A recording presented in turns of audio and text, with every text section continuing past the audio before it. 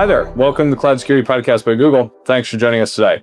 We're coming to you from Cloud Next 2026. We're in the PwC space. Your hosts here are myself, Tim Peacock, and Anton Chuvakin. We're joined today by Matt Grigson, a principal at PwC at UK. Is that right? You're UK based? US.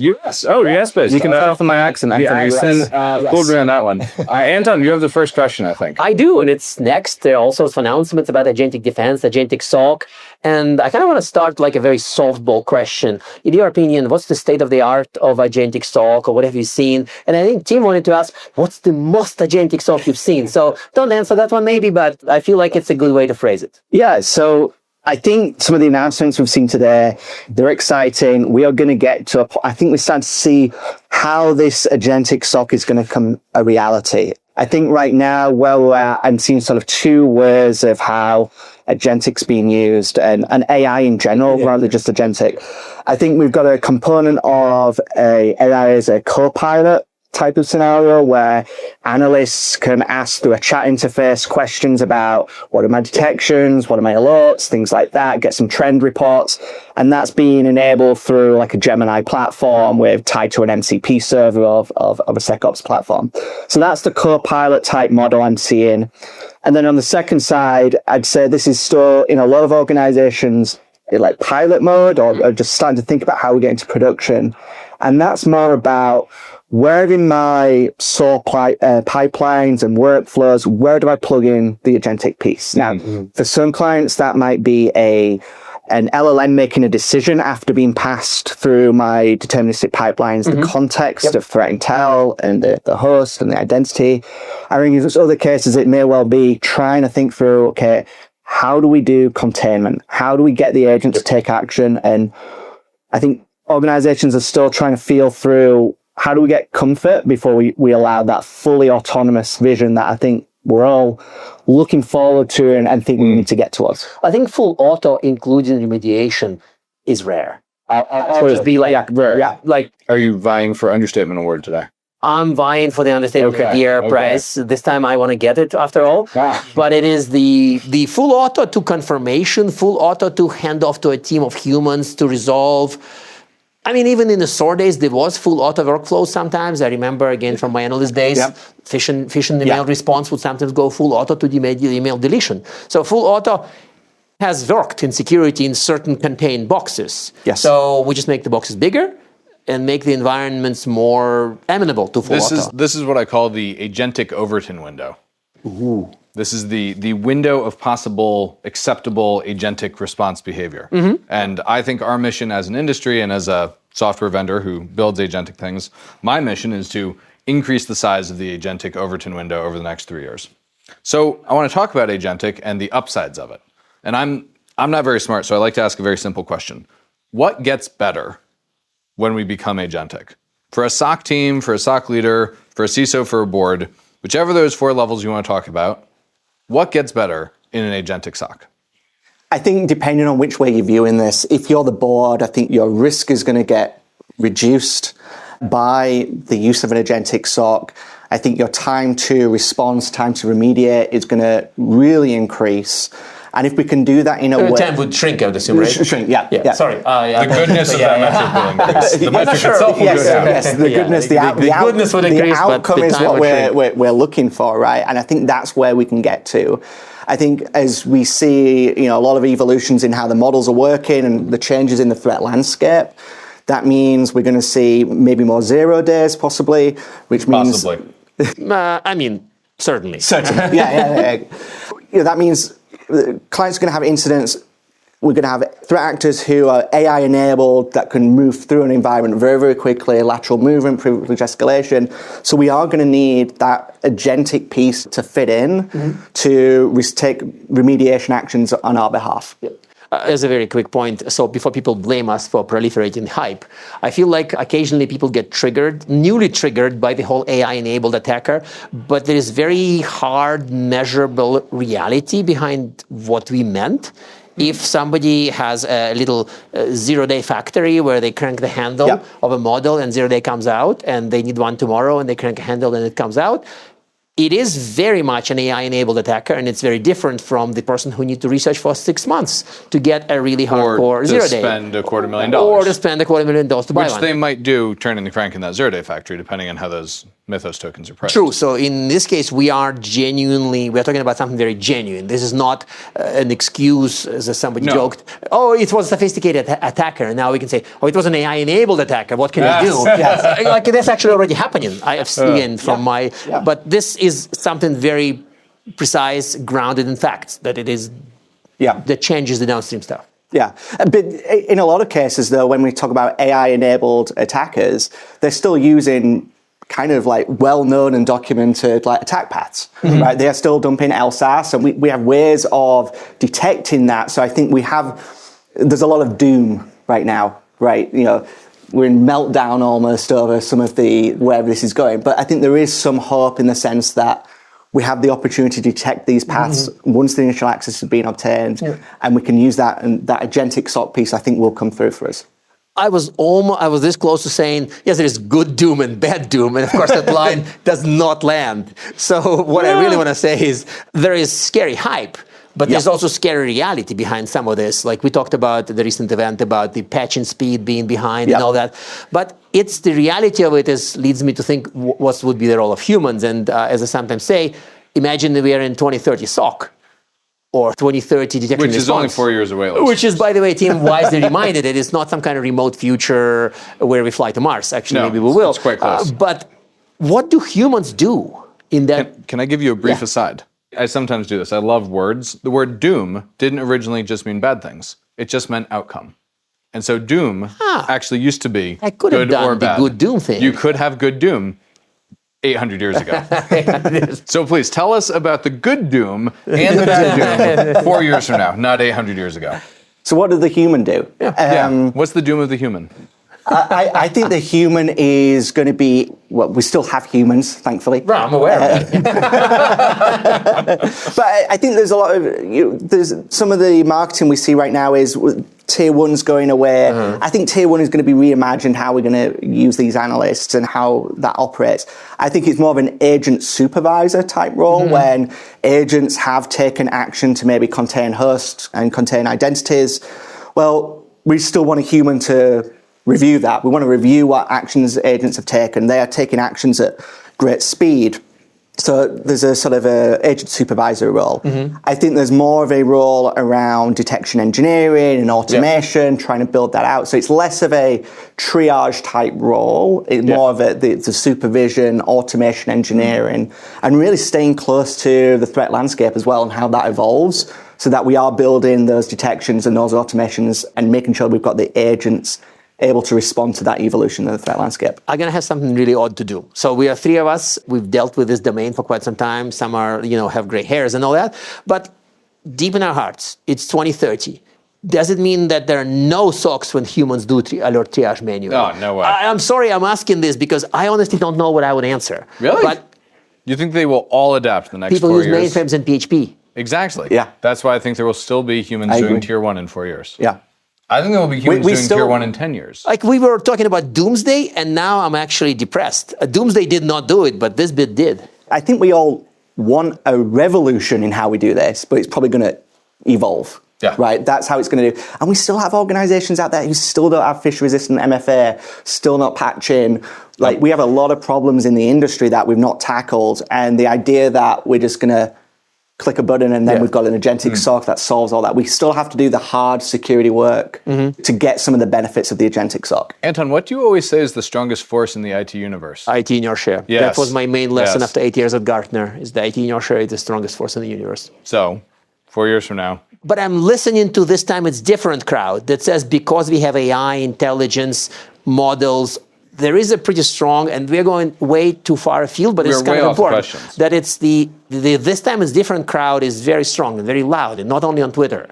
So I hear them, and some of them have PhDs in computer science, some of them are AI scientists, and I can't just dismiss them. So I constantly have second thoughts about my point about IT in your share. So I honestly hoped you would say that by 2030, nobody does alert triage by hand. I'm sorry, I'm channeling not me internally, because I kind of thought by 2030. This is unusually optimistic for you. It is really unusually optimistic. You're right. Huh. I wonder what it means. I don't know which Anton flew to Vegas last night, but it's not the Anton I usually know. So I want to ask a question about helping clients modernize their SOCs. Yep. We did an amazing episode last year with Manisha at a bank where she worked with PwC for that modernization. You're helping people do this day in and day out. How do you know when somebody's ready for agents? What's the you must be this mature to ride the agent ride? I think there's a few different components that come together to get the most out of an agentic type SOC, and you can start from nothing and you will have some success at agents. But for me, that success could be greater if you had some prerequisites, right? Yeah, and more of a sustainable agentic SOC as well. I think first of all, it's having a data platform where we have the data in there about our hosts, our identities, so that we can do the enrichment that we need. I think we need our core services integrated into a platform that allows us to very quickly take actions in firewalls, take actions in IDPs. By the way, you said platform. You didn't say platforms or many tools. This is a really good point. So you hint at centralization rather than decentralization. Yeah. So I'll pull back. And for me, if we think about when we apply the agent in the SOC, I still see value in alerts being triggered that executes a playbook that takes deterministic actions, does the enrichment, does the threat intelligence lookups, all that good stuff. Then it engages the agent piece. And if you've got good processes about how you investigate that you can sort of prompt the agents on and give them that, I think that's the key to success. So having good, properly deployed and implemented SOAR in your mind is a success criteria for AI SOC. This is probably something that's worth discussing. I don't want to say, no, you're wrong, I agree with you, but I'm afraid people would show up with pitchforks and say... Yeah, and there's certainly a view that, once an alert triggers, you can execute an agent, and it will work, right? Now, but money. The token capacity. We use this euphemistic term tokens, but we really mean money. Yeah. Monetary tokens, listeners. The cost of that, and then if you think about, let's say that agent does not execute the way you want to, and then your human needs to come back in. Your human is going to start back from the beginning at the alert. You actually want the human to be able to very quickly go in and inspect, and if you've already got that enrichment that's executed and it all in one place, that single pane of glass, there's still value in having that, I think. So you two made a really interesting point in your conversation over lunch about speed. Could you share with our audience your perspective on AI speed versus deterministic SOAR operations speed? What was the argument you made there? Well, we were talking about how if we work on the basis that we're going to have more 0 days, that will lead to incidents at clients and that they gain initial access, there will still need to be privilege escalation, lateral movement, all those activities. Those are going to be AI assisted, likely. That means we're going to move very, very quickly. Now, some of those behaviors and techniques are going to be noisy that we can respond to very, very quickly using deterministic pipelines. And I think that's going to be a quicker way of operating in a lot of cases than applying the agents. I think agents have absolutely got a role to play, but we need to evaluate where do we apply the agent in those techniques. I think the interesting thing in here, listeners, is there's some kind of hierarchy of humans are very slow, agents are quick, but deterministic streaming detection pipelines or deterministic streaming response pipelines can be very, very, very fast. Yeah. And not constrained by tokens. Yeah. And this is literally the slide we have at the NRSA show was the AI box was kind of in the middle. Yes. And deterministic automation was something that you ideally want to move some stuff to. Even if you start with AI, and a lot of people were very triggered. They said, no, we want AI to be the ultimate. But ultimately, if you use AI to create deterministic automation, and it works, this is important, it is cheaper, faster, and better. Are you, Anton, implying that AI is not the end-all, be-all, and it's another tool that we should be intelligent on how we use? That's a radical thought around No, that's here. a radical thought. So I'll be a little careful with the radical thoughts at this point. But the less radical part of this is that some of the stuff costs money, or as you pointed out, tokens. But have you described an architecture where an LLM is in the chain towards the later end of the pipeline, and I met people, maybe not quite crazy people, but very enthusiastic, optimistic people who want to shift it left towards raw data. And we had a guest who was doing that. We had a guest last season who was piping cloud audit events into their LLM. Do you remember that guest? I do, and mostly he survived to tell the tale. Yeah. So you should ask our present guest the next question, though, because we've gotten very far afield. Yeah. What was the question? Well, the logic behind LLM being later in the chain, because of cost and accuracy reasons. If you think about when an alert triggers and we have those pipelines, some of those pipelines may just lead to auto close or auto remediate. We don't need an LLM for that. No brain needed. The flow chart. We don't have to apply AI to absolutely everything we do. We have ways of detecting certain types of threats, and we have high confidence in those that we can take that action immediately. Yes. Regardless. This stuff works. This stuff has worked, and this stuff can work, and it does work. But not everybody's got that. It didn't stop working. Thank you. Exactly. Yeah, and not everybody has got that in place. Not everybody has built out these SOAR playbooks that take those actions. Right, there are people still living below that line of security maturity capability. I work with organizations where they have alerts, and then analyst jumps into the alert and then starts doing the manual threat intel lookups. They're in all sorts of different portals looking things up. Like, that's a great opportunity to build out that SOAR workflow first, and then figure out where can I apply the agent in there to take the human out of the loop and more on top, and looking at the sort of the supervisory role. That makes sense, and I want to shift in a somewhat odd direction again. It is from the prepared list, but oddly enough, on the flight to Vegas, I was reading a book about AI, and in the book, the author was complaining about how people anthropomorphize AI, and brought the usual hesitation, and then he suddenly said, but actually, when I work in my company, whatever, I prefer to think of AI as a teammate. And I know I just rambled about not anthropomorphizing, but I noticed that practically, if I think of AI as a teammate, I just get better results. And this to me was really interesting, and it brought up in a SOC AI teammate. Like if you have a agent, machine, robot, something that LLM or modern AI brain, would you think of this person as kind of a teammate, and you can say, hey, why did you do this? Why did you block access? Or would you think of now I'm anthropomorphizing, would you think of it as kind of a machine workload or robot? And does it matter? Ooh, does it matter? It doesn't matter is important, yes. Because I do like the concept of a teammate who is sort of an agent. And I think that goes back to what I said earlier, that what I'm seeing is you have that teammate type of AI in the SOC, and then you've got the AI within the pipelines and the workflows.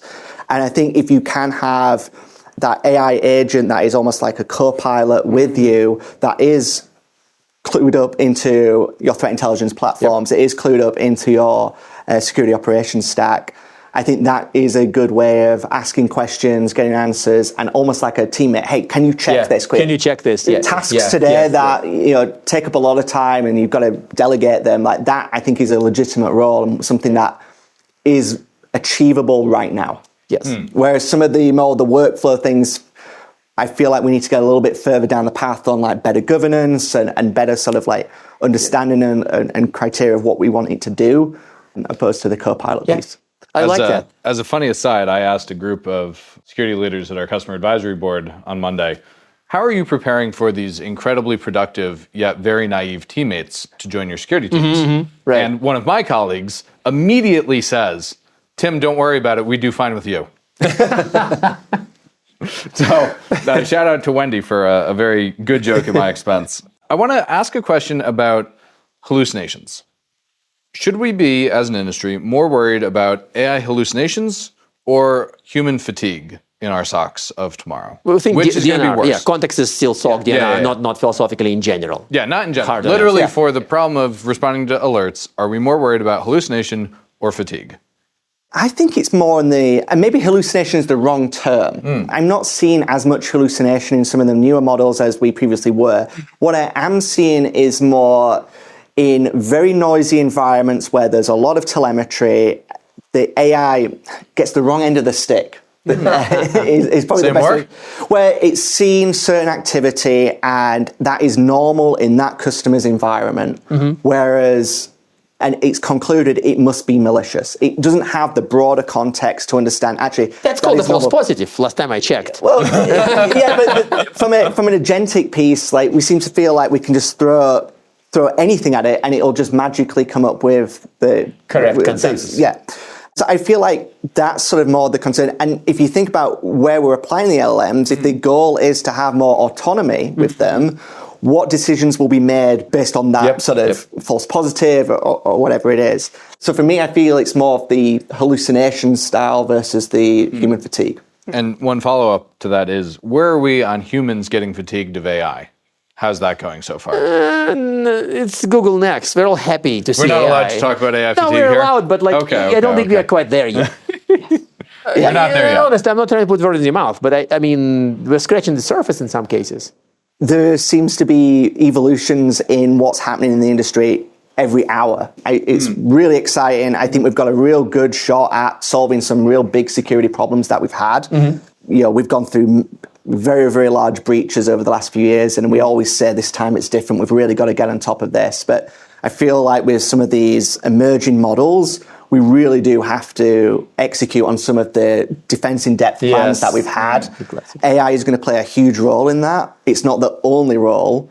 Like we have to execute on some of the fundamental security practices that we've been talking about for a long time. Yeah, I mean, to remember the Heather episode, right? And I think her other public speaking, Heather Atkins from Google, she has a very well-grounded opinion that with these machines, with these tools, we can produce only secure code in certain buckets. And again, I'm not an AppSec person, so don't trust me, but Heather is. And so I feel like the AI fatigue is not a thing. I mean, if we achieve even some of the same results. Fair enough. Maybe you got some kind of positive market in Anton today, so I don't know why. I'm really worried about what's in your water supply. We should start thinking about closing it, but I think that the value argument is still there. What gets better, you already asked, but the time savings come up as a typical clients who want to save time, or maybe their team is overworked or doesn't do enough. How are you thinking about it? Because ultimately what I want to say is, people are obsessing about MTTD and MTTR, and occasionally that leaves them in a really odd place, which maybe isn't very productive. I have nothing against measuring this. I have some things against judging people for that. But what are the metrics we can use for the agentic SOC? Isn't it a perennial theme? We had it in many episodes. Yeah, agentic SOC metrics, please. Yeah, so I think the metrics we have today are still going to be really important. I think we also want to be thinking about the number of human touches on cases. How automated is our detections and our response playbooks. I think the one that's going to be really key is mean time to respond. We've got to get that number down. Just because at the speed at which we assume threat actors will be using AI within client networks. What about the cost? I mean, not the cost of tokens. I'm going somewhere more interesting. We may live in a world where deterministic automation is 1 cent per shot, AI is $10 per shot, and human is $100 per shot.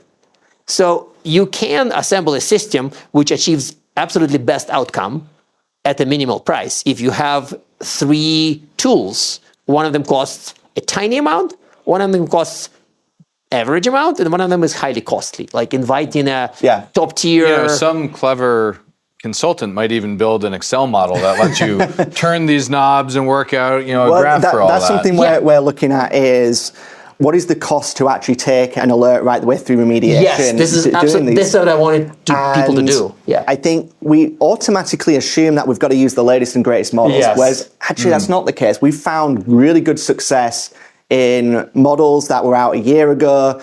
The flash models have a really important role to play, certainly within event summarization. So I think when we start building these out and we've got these governance frameworks in place and we're getting the observability, we can really do a lot of back testing to figure out what is the lowest cost model that gives me the best outcome. It gives you the best outcome. So this is actually what I want to see a lot more of. And I think we have that and had it for a while. We can judge the cost of a signal at Google. But I noticed that a lot of clients basically look at me with big round eyes and say, I don't understand, how can you do this? But we can do this, but I think I want other people to actually make this happen based on what you're describing. This needs to be something that people say, this is $10 alert, and this is 2 cents, and this is why we are handling this. It needs to be normalized. Yes, we need to have a alert budget and a consensus on how we drive that down. I have these charts from our teams. I mean, they have this is $1.59, and this is actually backed by data. Yes. But which is such an extreme outlier in this. And there's going to be certain alert types that we probably can just run through deterministic pipelines, and we don't really need the LLMs there. And actually in more high-risk scenarios where we do need to take immediate action, we are willing to spend that extra on some of the latest models. Yeah, high stakes, it's all humans meet together for coffee for 4 hours, and costs be damned. I mean, that's there. So I hate to do this because I think we're having so much fun. You'll have to come back on the show and spend more time talking about this. Have to ask our traditional closing questions. One, do you have recommended reading for our audience? And it could be anything out there except Anton's blog. And then two, do you have a piece of advice to help people, get ready for their agentic adoption journey in their SOC? Reading, I would suggest that people get on Twitter. There's a lot of great conversation there. Thank you. No. Don't encourage Anton's Twitter addiction. This is terrible. But seriously, I follow some great people, and the algorithms that make these things highly addictive do bring out some amazing information about what's happening on the threat landscape, but also what's happening on the models, and also how people apply in this. So I think that community has got some great people in it, giving some great advice. And then how people can get involved. And what should they do to get ready for this? To get ready? Well, I think you should be getting involved and testing and developing your own agents. Like this, it is remarkably easy to build an AI agent. It's remarkably easy to hook it up to an MCP server that you may already have, or services that you own have already published, and just seeing the art of the possible. Start small. Ask it a question about the data that sits within these systems. And very quickly, I think you'll find the art of the possible is there. And then start thinking through, okay, well, how do we now embed this? And what do I need to get comfortable to let this run? Well, listeners, if you're on SecOps, we've got the embedded MCP now. We've got that in chat. Lots of opportunity there. Thank you so much for joining us today. Anton, what was your anthropomorphizing book before we close? I want to know what that's about. I'll put it in the notes. You'll put it in the show notes as well. But it did change my thinking about this, and it's kind of telling. So I'll put it in the show notes. Okay. Book coming in the show notes that changed Anton's thinking. Thank you so much for joining us today. And now we are at time. Thank you very much for listening, and of course, for subscribing. Please subscribe so you can get new episodes piping hot. And if you love our content, please drop us a review on your platform of choice. You can find this podcast on YouTube, Apple Podcasts, Spotify, or wherever you get your podcasts. Also, you can find us on our website, cloud.withgoogle.com/cloudsecurity/podcasts. You can argue with us on the Google Cloud Security Community site, googlecloudcommunity.com. You can follow us on x.com/cloudsecpodcast. Tweet at us, email us, argue with us. And if we like or hate what we hear, we can invite you to the next episode. See you on the next episode of the Cloud Security Podcast by Google.